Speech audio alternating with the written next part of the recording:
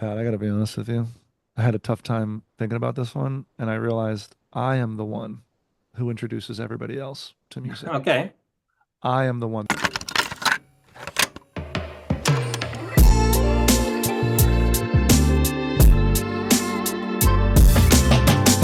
Hi, welcome to the guest list with Patrick Hicks. Today I am joined by actor and comedian Morgan J. Morgan, thank you so much for being on the show. Thanks for having me. Thank you. Yeah, I'm so excited. So, you're kind of known as the auto-tune comedian, like auto-tune guy, but you actually have a great singing voice. Like I've seen some clips of you singing without the auto-tune. Actually, you're a great singer. Did you That's ever fair. did you ever consider being a singer instead of a comedian? That's very nice of you to say that. I have considered that. However, I feel like this was this was an evolution, right? Because I didn't start out doing music. I started out doing stand-up. I was always playing Right. music and singing. But I just never thought I had a good enough voice, which is why I kind of stayed away from. And when I say good enough voice, I was comparing myself to somebody like Beyonce. You know what I mean? I'm I not have since saying come to convert like, yeah, I've since come to like love my voice and embrace the fact that it has its own sort of tonality and warmth to it that I think fans enjoy. So, I Yeah. think after this next tour with the band that I'm going to be doing, I'll cut some sort of album or a live album or something like that. Of comedy songs or like of serious songs? Yeah, it's gonna be comedy songs, but I think the structure and the way they sound is gonna be better than most, I feel like, So So how did you first start getting into stand-up? What made you want to go down that path? yeah, I mean, I was just in high school. Honestly was just I was watching comedy and watching Comedy Central Premium Blend, John Oliver stand Okay. up and things like that. And freshman year of college, I did the open mic, and then sophomore year of college, I took it a little bit more serious. And then every year, that it just kept evolving, and that has always been the philosophy, just to keep changing and growing. Yeah. What college did you go to? New York University and I went there to study theater. So Oh, nice. not too far of a stretch from stand up. Yeah. Are you from New York originally, or where did you grow up? Raised in Jersey, about an hour outside of New York, and then yeah, lived in New York for 7 years. It was a choice between New York and Boston, according to my mom, was a little bit too far away. So what is a song that reminds you of your childhood growing up in New Jersey? So I would say it's either one or the other, two songs. It's either La Bamba or the Barney I Love You song, only because my dad was a musician and he would sing to me. And before he passed away, he would sing like those songs regularly. I love you, like that, or the La Bamba. I mean, that's early childhood, Yeah. early childhood. But I mean, if we're going into like, middle school, what song was like that comes to my mind right away is the Aerosmith song from the movie Armageddon. That was like such Yeah. a huge hit. I don't want to miss And a thing. Yeah. no, I don't miss a thing. But yeah, man, there was a lot of songs That from was the huge. from the from the 90s and early Yeah. aughts. You talked about your dad being a musician. I know he passed when you were about six. What kind of music did he play? He was doing like surf rock but in Spanish type Okay. stuff. You know those He's old Italian, videos, right? He's Italian but raised in Argentina, and Gotcha. I th Okay. you know those videos where like Elvis and artists would like do these like beach pop Of movies, course. where they're in the beach and they're twisting and Yeah, shit. yeah, So he yeah. was doing stuff like that. He was also, doing covers, which is like for crooners and singers like that. It was not uncommon for them to kind of do their version of like, I got the world on a string or pretty little baby. That's going viral right now. But like I have a recording of him doing it in Spanish and That's um cool. yeah, stuff like that. Yeah. Did you grow up speaking? Do you speak Spanish or Portuguese? I speak Portuguese better than I do Spanish, yeah. Yeah. But in my house, mostly we spoke English just because it was like a four language household, so it just made more sense to speak English there. Yeah, that makes sense. Was your mom playing a lot of Brazilian music? Oh yeah, yeah, yeah. A lot of samba, a lot of bossa nova, a lot of stuff like that. Definitely, definitely. Have you heard the Brazilian song that's trending on TikTok right now? Oh yeah. And the thing Yeah. is I heard it's the ill. tu Yeah. no So ela catchy. uva-" Yeah. Yeah, so I heard that like months ago, months and months ago, because I'm also a little bit on Brazilian TikTok Mhm. as I was preparing for my tour in Brazil. I was like, let me get tapped into the culture, what's going on in Brazil. So that was going viral.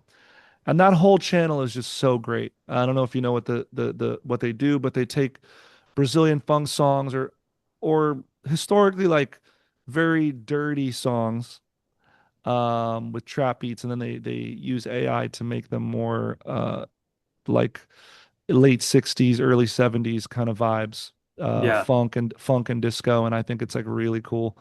Um so it's cool to see it go further into the American zeitgeist, you know? Yeah. It's like Yeah. all over my FYP right now. Yeah, It's yeah, insane. which Did is you great. do that tour already, the Brazilian tour? I did. I just got Yeah. back 2 weeks ago, 2.5 weeks Okay. ago. So, And yeah. you're like the first American comedian to tour Brazil, is that right? Yeah, I did. Well, I don't know if I'm the first American comedian. I mean, actually, no, I think I might be. Definitely the first American comedian to do like a multi-city tour because Right. I did four cities if you count Brasilia because I did a little show there.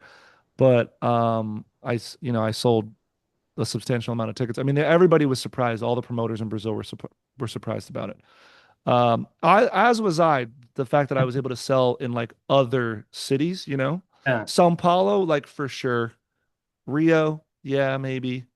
But Brasilia, like Porto, yeah, it was a lot of fun. I actually ended up doing half my set in Portuguese, which is also like Oh, cool. the first time I ever did anything like that. I wrote three original songs for the set, and I even translated some jokes to see if they translated, and yeah, it went better than I could have imagined. And I think like I have a special gift because I do have an accent and they can sense that I'm American, you know? So, but Yeah. they think that's cute and they like that. So that's kind of like a plus, you know? I mean, comedy is like the one thing that's so hard to cross cultures. Do you think it's because you have this social media presence, so people have seen you, or is it the musical part of it? Like, why do you think you're doing so well in other countries? Like, I just watched a clip of you in France, and like, it's the same Yeah. reaction everywhere. I think because music has such a low barrier of entry, that like my show is very friendly in the sense that you could sing along with most of it. Um, and it's kind of tapping into something that we lost as we grow older, you know? And also maybe I look a little ethnically ambiguous, so I'm a little bit more accessible to other audiences, you know? Yeah, everybody Um, can claim you. Yeah. yeah, yeah, a little bit, a little bit. I mean, I'm literally I have a sold out show in Dubai in a few weeks in Bahrain, and I think I uh, saw you say most people think you're like Muslim when they first see you. bro, I Yeah, get I didn't realize. everything, dude. I get Muslim, Jewish, Middle Eastern, Mediterranean, like anything. But Brazilian people are like that. They are like a big mix of a lot of different things. So I guess that's also kind of a blessing too. Yeah. So it allows me to kind of move within different ethnic groups, you Mhm. know. Yeah. And like again, I think mostly it's the music. You know, the music is just so accessible and my songs aren't crazy difficult. And if I really wanted to, I could translate them, you know? Mhm. So which I have. So it's not a, you know, it's great.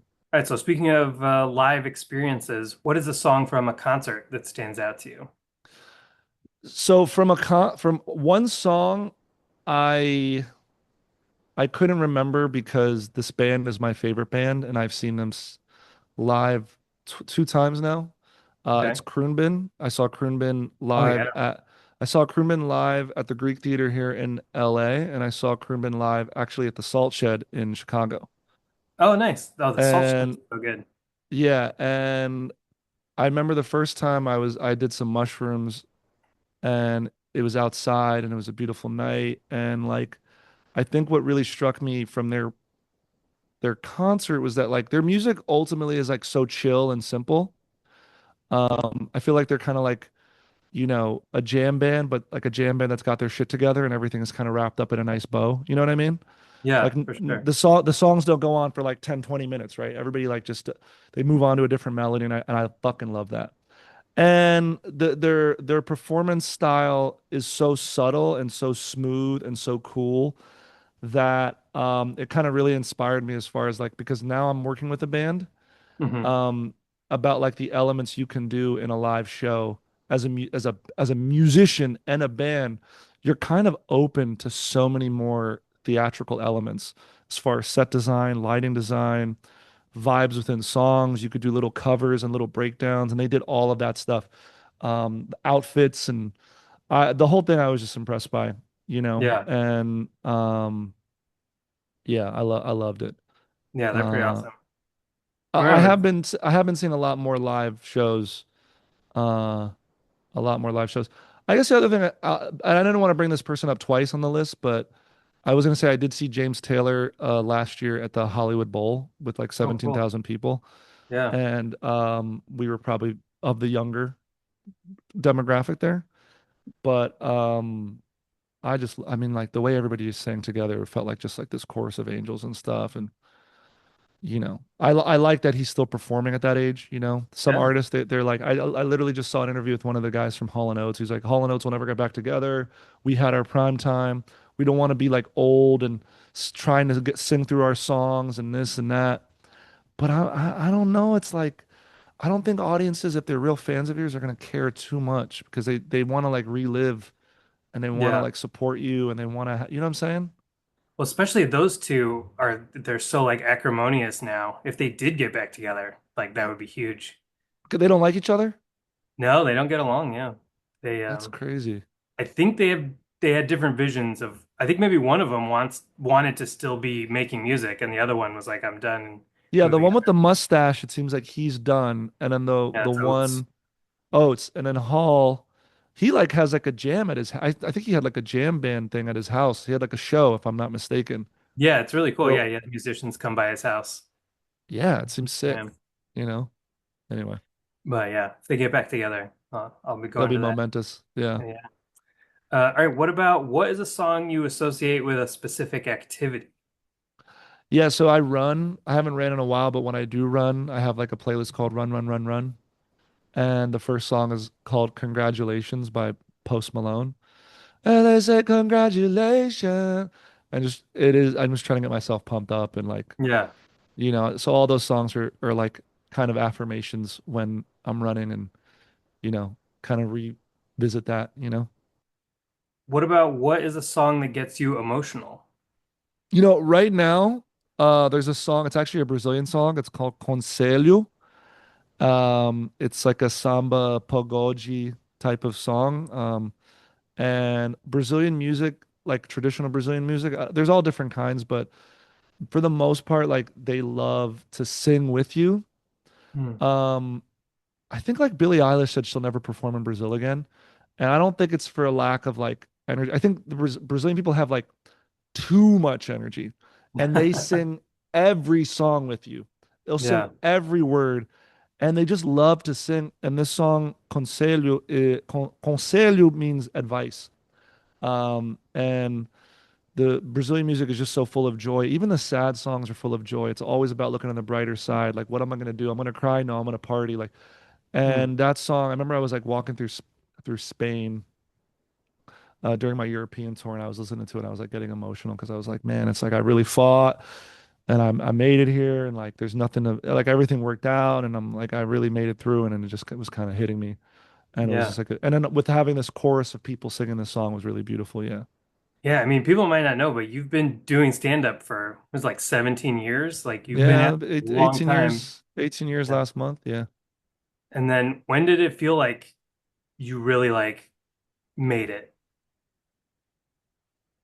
So back in 2018, I started making a living. Okay. However, I wasn't comfortable in the sense that yeah, it was fine, but it wasn't like, certain. And then 2024, the beginning of 2024, I knew things had changed. Yeah. So all my tours were sold out and people were recognizing me, and every tour was like selling out in 10 minutes, and we kept adding shows. Uh, yeah. And then if we want to go a step further, last month I found out theoretically I could sell out Madison Square Garden like 20,000 people. Wow. Because I went on sale in New York for the Beacon Theater, and both shows sold out in 10 minutes. And then we added a third show, it sold out, fourth shows. So I'm doing like 5 or 6 shows in the tri-state area, and everything sold out like quickly. Yeah. Um, so I feel that for definitely now I get recognized all the time now, which like I know now. I'm Yeah. like I do believe I'll be able to tour the rest of my life. However, I am always aware that like every artist kind of has that curve, right? It's kind of like you kind Sure. of and then you might go down a little bit and kind of levels out. Yeah. Barring any unforeseen situations, like I'll probably be able to tour regularly for and I think the blessing that I have is because I do music, I can do old songs and new songs. I mean, there's a lot of people who have no idea that I have, you know, 10 to 20 songs on guitar that they really, you know what I mean? They only know me for the auto tune. So Right. when you come to a full concert, you get to see kind of all the parts of my lore, my history. Yeah.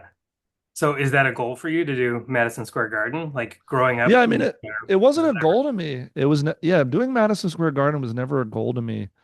Uh you dream about it, you visualize it, but ultimately I just wanted to be able to like take care of myself and people close to me. And I've managed to do that. And we could have done Madison Square Garden, but I didn't think my show was ready for that yet. And I don't want to Right. do a show that isn't worthy of that big of an audience and space. You know what I mean? So Yeah. we're gonna wait, and hopefully by 2027, I am still relevant and people want to come to the show. Yeah. No, I think that's smart to do the smaller shows, sell those out, and then Yeah, work your app. exactly. Have you have you been having offers to do like Netflix specials and stuff? No. I'm just kind of surprised that hasn't happened yet. No, I've had no offers to do it. Really? That's crazy. They turned down my last special. Right now they're like considering my next special that I filmed, and a lot of, Max, HBO Max said no, and uh Amazon I think said no. That yeah, they said no, and that's fine. And I don't think it's going to affect my career either way. I think my fan base is it's a matter of like if they wanted to, they would kind of thing. You ever hear that Right. phrase? If they wanted to, they would, because it's like it's like the question is like how do the people who are in charge of programming there value comedy, Hmm. and do they value it by their own taste in comedy? Do they value it by this person sells a lot of tickets? Do they value it by they have 10 X amount of followers on social media? um are they, like, are they there's like so many things that go into it, so it's hard it's like you shouldn't I can't take it personally, you Yeah. know. I'm not like an edgy comic. I'm like doing something totally different, and historically musical comedy has not performed well on streaming platforms. Okay. So like I know I'm not gonna be butthurt about it. If they want to, they can. At the end of the day, it's like, Pat, I have like 2+ million subscribers on YouTube, and I have Right. another 12+ million followers on the other platforms. So it's not like I don't have my audience, and I have 200,000 people on my mailing list. So it's like I could reach my audience. The only thing that Netflix would help me with is reaching a new kind of audience, you Right. know. So Yeah, at this point, I would think like they need you more than you need them. So I'm like surprised that they haven't reached out. But yeah, it's all I good, mean, I pitched a show to MTV once and they passed because they said they aren't focusing on music. So hmm I'm like, all right, well, networks are down. I like, what is this channel then? All right, so kind of in the same vein, what is a song that reminds you of a milestone in your life? Uh, it's actually gonna be my own song. Uh, And it's gonna be the song called Dot Dot Dot. Dot Dot Dot is on my second album, first comedy special, and that was the first song that I wrote where I felt like, wow, I really was proud of the job that I did. I really am like, oh, maybe I am a songwriter. Maybe I can really write music like that. And it's funny because I remember like every song after that, I was measuring to that song, you know, because of like the vocal work I had to do in that song, the story that I told in that song, the melody, the A, B, and C parts, and how everything moved in that song, and how it all kind of came together and how everything elevated. I really was proud of that song, and I still am. But as I've evolved, I've come to learn that like there's other ways songs can have value, but I just that song was just really I still love that song. I just don't play it as much because it doesn't have like let's say laughs LPMs, laughs per minute. You know what I mean? It's not Sure. like it's honestly more of an R&B song than it is of a comedy song, Yeah. you know? So um but yeah, I love that song. And eventually I'll put like a real full R&B version out of it with a band and stuff like that. So Yeah, that would be awesome. we are preparing that song for my encore. Essentially, Nice. like when I do the live shows with the bands now, I'll do a 50-minute show and then I'll come back and do like another 10 to 15 minutes is the plan. So how many years in was that you wrote that song that was the first song you That were happy was 2015. I think that must have been 2017, I want to say. with? You've been No, doing, it might have been 2015 actually. I wrote that song. 2015 or 2016. I don't know. I can't quite remember because I it might have been 2018. I don't know. I can't quite remember yeah, because but you've I been filmed doing it a it. while. I've been doing it a while, yeah. Because I'm honestly trying to associate it with like my ex-girlfriend at the time and when I was dating her. Because I remember singing it to her, like it being a new song, you know? Yeah. Yeah. All right, what about what is a song with some of your favorite lyrics? You've Got a Friend by James Taylor. I know I brought James Taylor up. Yeah. I mean, he's When great. he has the bridge in that song, they'll hurt you and desert you. They'll take your soul if you let them. Don't you let them. I really loved that part of the song. I remember I would sing that song, and when I started learning how to play it and singing it, I'd get emotional because I don't know. I just felt like in this business, this is such a fair weather friend business, you know, and to Yeah. find people who like truly fuck with you and care for you and are behind you is so it's so rare. And I just kind of felt that, you know, like that line and that whole song in general is just like it's just so beautiful. And I think I remember listening to an interview with him about on Mark Maron talking about his father. And Hmm. I think James was like in New York and he was struggling with drug addiction, I think. And, you know, his dad called him and he said, "You sound like you're in tough shape." He's like, "Yeah, I need you, dad." And like his dad drove up and like took care of him. That from when I gotta go back to that interview, but I remember that and I just thought about like how rare it is, you know, to have it. But that song I think is really beautiful. Yeah. Yeah. And it's I like agree. so simple and it's like I don't want to say the message is heavy-handed, but it's like the message is so clear. You know, sometimes like I feel like people get turned off by like a song that's trying to preach or that's like so clear and in your face. They like metaphors and they like these certain types of things. But in this case, I think it's the opposite. I think it's like so beautiful and people can relate to it so deeply, you know? I remember I sort of knew who James Taylor was when I was a kid, but then I remember VH1, like VH1 Classic, they would do like throwbacks or whatever. I think I remember seeing James Taylor like when he had hair, and I was like, oh, this is like the kind of like old bald guy that I'm sort of aware of. But watching his early stuff, I was like, oh, he's actually like an amazing singer-songwriter. So Yeah, I mean his discography is so vast and impressive. It's yeah, kind of shocking that like he's written hundreds and hundreds and hundreds of songs, you know? I also think it's like really impressive. Like I don't know how many hits he's had per se, but every once in a while I'll see a TikTok or a story about how like, you know, don't measure people by their failures, measure them by their success. And like Taylor Swift, out of all the songs she's written, I think like 30% of them have been a hit. I think Drake has been 10%. And when, you know, it's like inspiring because it lets you know that, you know, batting averages, you just got to keep swinging and putting work yeah, out, you know? oh, for And sure. yeah, so What is a song that people might be surprised to find out that you love? I love this song by Sabrina Carpenter called Don't Smile. I think the beat is beautiful. I think the message is beautiful. I think it sounds different than so much.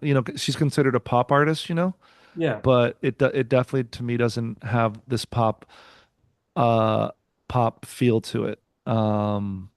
Which I really love. I don't know if you want me to hum it, but you Oh, can look it up. sure. It's a don't smile, baby, smile because it's over. It's just such a good little vibe of a song, I love that. Yeah. When I came out on the last album, um, I thought it was great. I Yeah. will say this. I have a old friend who he gave me like some of the best advice I ever got from somebody. He just was like, if you stop fighting and just accept, embrace, and incorporate the top 40 Billboard chart into your heart and soul, you'll be a happier person. I think that's very true. Yeah. I It's mean, like if you keep going like, oh, it's pop music, it's like maybe, but it does have value and you'll just be happier. You'll sing more songs and you'll have fun, you know? yeah, it's definitely more fun if you just like lean into things. I kind of hate people Yeah. who define their whole personality with like, I don't like anything that's popular. And it's like, sometimes it's fun. Sometimes it's very fun. And Sabrina Carpenter is another one who like was doing this for years before she finally hit. Like, I think people Yeah, because realize she how was long she on, looks I think so young, but she's like 28 or 29 now, I think. yeah. But I And think she make music since she was like a teenager. yeah, I think was she on Disney? Am I wrong about that? She might have been on Disney. I don't know. Anyway, yeah, I I don't mean, know. it's great to see, and she seems like a fun, chill person, to be honest with you. All right, what is a song that somebody else introduced you to that you love? Pat, I gotta be honest with you. I had a tough time thinking about this one, and I realized I am the one who introduces everybody else to music. Okay. I am the one. There's a new song that literally released 2 days ago. I sent it to my friend. She's a big time music manager, represents two huge artists.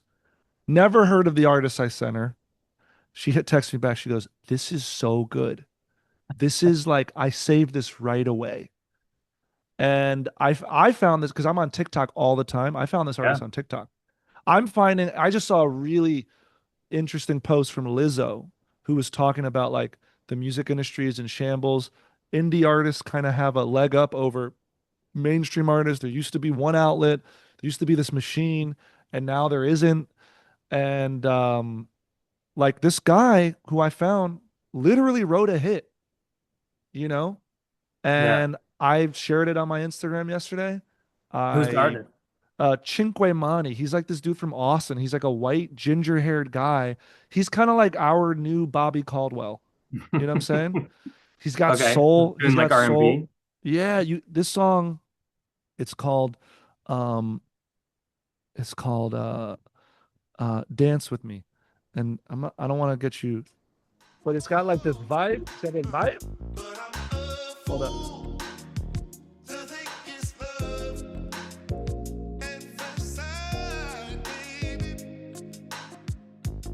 It's just so good. Wait. Oh yeah, can I wait till the chorus? Yeah, You of want to hear the course. chorus? Yeah.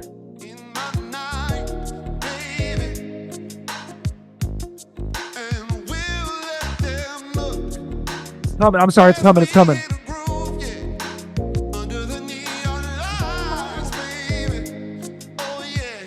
Here we go. Here we go.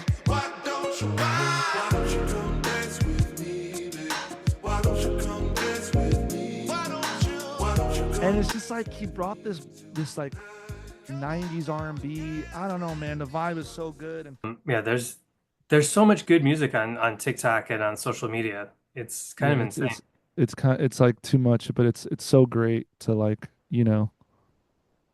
so Yeah.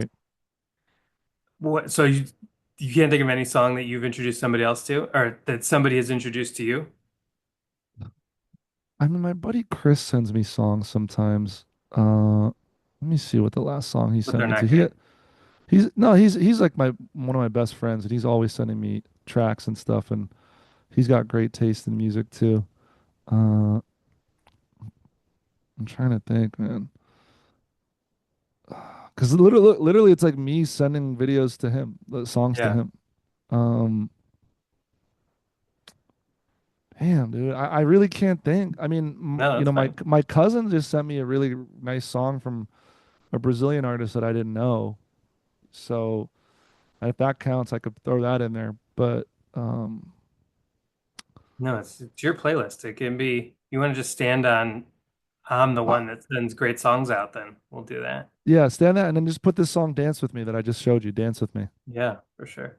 by Um, Cinque Mani. Cinque Mani. Cinque Mani. have you seen that clip of the, I'm sure you've seen it, the like white kid on the cruise who starts doing Keith Sweat and everybody Oh starts losing yeah. their mind? So Oh good. yeah. Beautiful. And he brought him on tour. Yeah. And something like that would not be possible without the internet. Yeah. No, I mean, You there's so know? much cool stuff like that that happens. Have you had Yeah. a chance to meet any like musicians or anything that you love to do this? I didn't meet this artist, but I got to speak with them on the phone a little bit, or like text and do some voicemails. Masego. Oh, Masego is cool. an artist who he has the song "Can I get to the yams, sweet, sweet," and he wrote that and this and turned out he liked some of the shit I was doing. He dropped me a message on Instagram, which was really nice. Oh, I met cool. Megan Trainor. Megan Oh yeah. Trainor is a She's fan of that. mine, Yeah, and she's at one of the shows. yeah, she came backstage and we chatted and she was like nervous to meet me and I was like, what are you talking about? You're like an award-winning artist. You've like sang in front of tens of thousands of people. I think you'll be okay." But I think the context is everything. But she was so sweet, so nice. Her and her husband, Daryl, really great, and Yeah. her brother that was really cool. And yeah, there are some artists that have commented who are aware of me who I would love to like link up with and Yeah. do work with for sure. You'd be great on like a hip hop album, like doing comedy interludes. You know how I like Bernie think Mac so. was on Kanye West's album? Like you'd be perfect for one of those. I would love that. I'd love that. That will Like, happen eventually. I'd love that. yeah. But Okay. Drewski just did that on Justin Bieber's album. All right. What is the most recent song that you've fallen in love with? Well, yeah, I mean, there is a song by this artist Arlindo Cruz. He does pagode. It's like a Brazilian type of music. It's kind of hard to explain. You might listen to it and think this type of music is kind of cheesy, but if you see it live, you kind of understand why it's like so special. It's the band's in the middle, and then the whole audience just circles them, Oh, and cool. then people just kind of sing the songs along with the artist, and usually it happens at a bar, a Brazilian pub, if you want to say that, or on the beach, and people sing along. But the name of the song, because I've been listening to a playlist of him, so I have to pick one. Yeah. The name of the song is "O que é o amor?" Like, what is love? So the song is like, if Nice. anybody asked me what love is, what would I say? I don't know. And um, yeah, Arlindo Cruz, "O que é o amor?" And Cool. I love that song. And I'm gonna Yeah. learn how to play that. But the chords and the voicings are so complex in Brazilian music. Yeah. They make it seem so easy, but it's like really fucking complex. Yeah. When did you start playing the guitar? I was like 16, 15, 16. A teenager? What But did you have specific inspirations to pick it up? even my dad, after he died, his guitars were hanging around the house, and then I just picked it up, and I already played piano for about 10 years, and I Oh didn't wow. kind of like the process of piano. I mean, there's so much. It was classical piano, so I didn't. Ideally, I would have loved to learn how to improvise and do jazz and stuff like that. Yeah. Um, but yeah, I picked up the guitar, and I just would play and sing, and it was just kind of easy to sing along to. I think I enjoyed singing more than I liked playing instruments.